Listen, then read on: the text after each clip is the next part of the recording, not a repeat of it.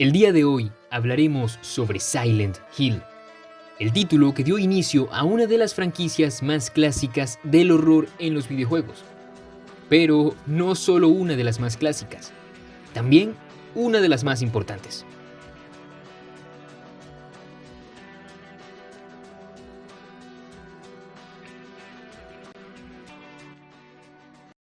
Pero, ¿por qué?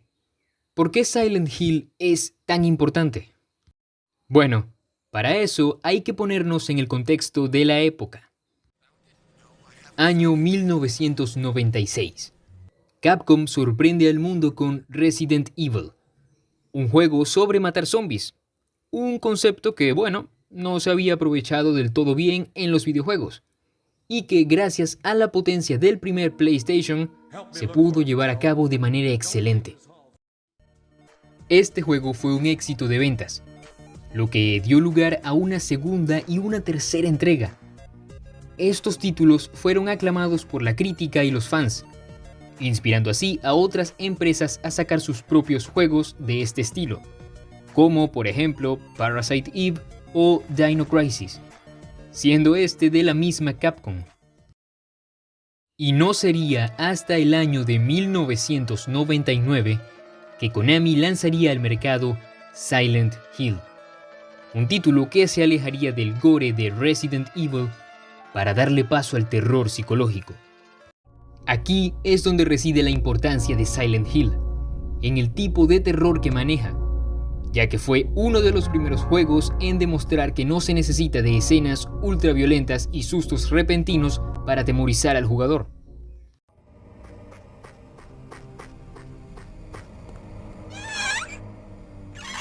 Silent Hill recurre a su ambiente para mantener tenso al jugador.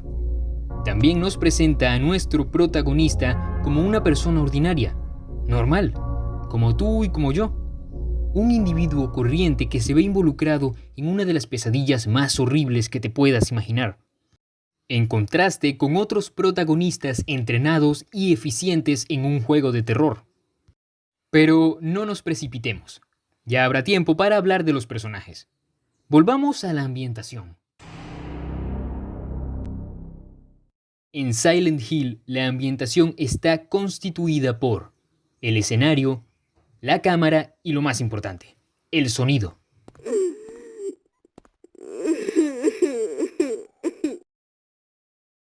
Pero empecemos por el escenario. Uno de los apartados más memorables de la saga Silent Hill son sus escenarios, los cuales se dividen en dos versiones: la ciudad, completamente desolada y plena de niebla, y por otro lado tenemos al otro mundo, una dimensión alterna, la cual es en realidad una versión retorcida, mucho más oscura y perturbadora del pueblo. Este otro mundo puede variar según los problemas mentales, miedos o remordimientos de quien lo proyecte, mientras que el mundo de niebla se ha mantenido igual en todos los juegos de la franquicia, y esto se ha mantenido así por, como dije, la niebla, uno de los agregados más importantes de la saga, ya que al no poder ver a más de 2 metros de ti, no sabes qué es lo que te está esperando en la siguiente esquina, o aún más cerca. Esto es un aspecto muy importante de Silent Hill, ya que a diferencia de Resident Evil, aquí no le temes a lo que ves, le temes a lo que no ves. Y esto es algo que funciona mucho mejor en el otro mundo, o en los diferentes entornos cerrados, ya que en estos lugares estaremos completamente a oscuras, excepto por una pequeña linterna que tendremos a mano. Y no podemos hablar sobre los escenarios sin hablar del acabado gráfico de estos.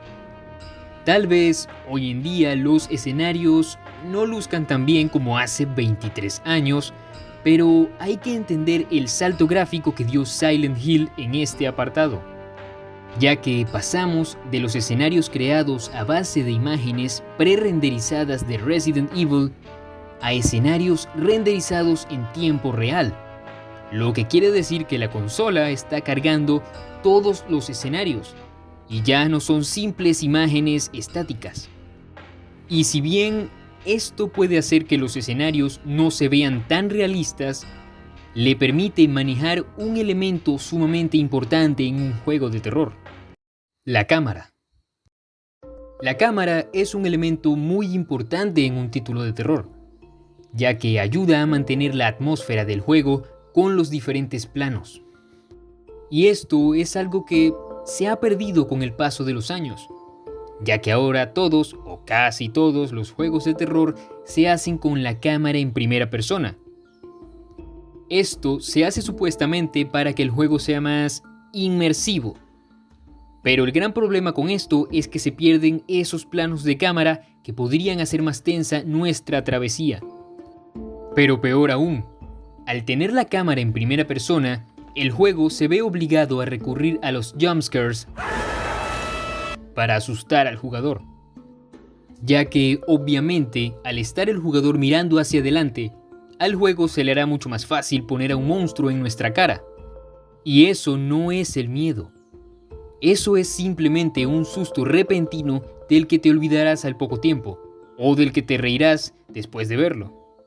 Silent Hill maneja muy bien este apartado, ya que sabe cuándo aplicarlo para hacerle saber al jugador que algo está a punto de pasar, o que algo simplemente no está bien, y esto es algo que se terminaría de perfeccionar en las entregas posteriores.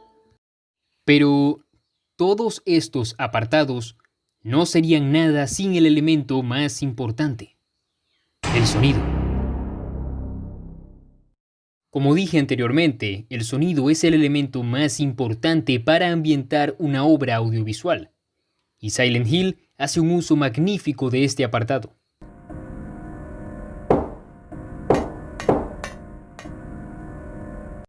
Y es gracias al manejo de este elemento y a los planos de cámara que mencioné anteriormente, que este título no se ve obligado a recurrir a los ya mencionados jumpscares.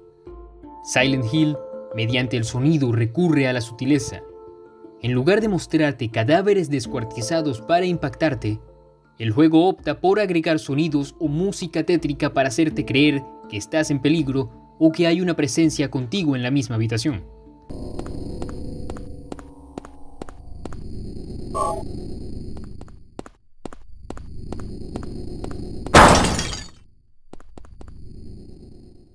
Y esto, aunque es excelente para mantener tenso al jugador, es algo de lo que se termina abusando a lo largo del juego, lo que hace que después de un tiempo este truco deje de surtir efecto. Otro elemento del sonido muy importante en este juego es la radio. La radio es la que nos alertará de la presencia enemiga, emitiendo estática cuando un monstruo está cerca.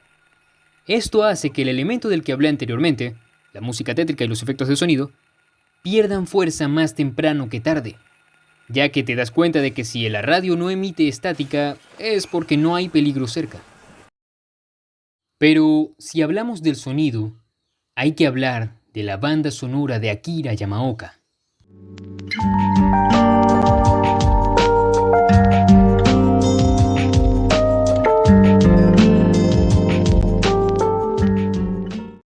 Yamaoka supo transmitir diferentes emociones con su música: soledad, tristeza, miedo e incertidumbre, encajando perfectamente con la situación por la que pasa nuestro protagonista, lo que hace que podamos empatizar con el personaje. Daddy, help me. Daddy, where are you? Cheryl! Y es este punto específico el que nos hace finalizar con la ambientación para dar paso a los personajes. Los personajes son vitales en una obra de terror psicológico, puesto que uno de los pilares de este tipo de terror son las emociones de estos mismos.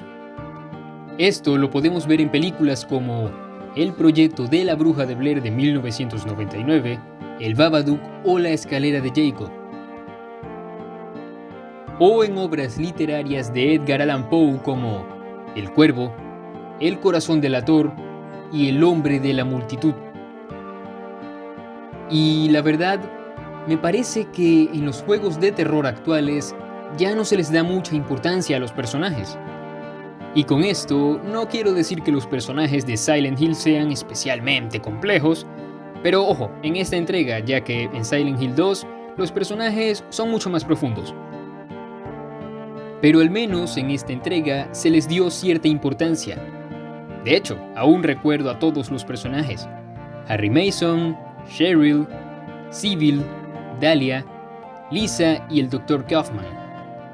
Y los recuerdo muy bien porque eran muy importantes para la trama, ya que la historia simplemente no se podría desarrollar si faltara alguno de estos personajes, lo que los hace memorables, a diferencia de muchos protagonistas de juegos de terror actuales.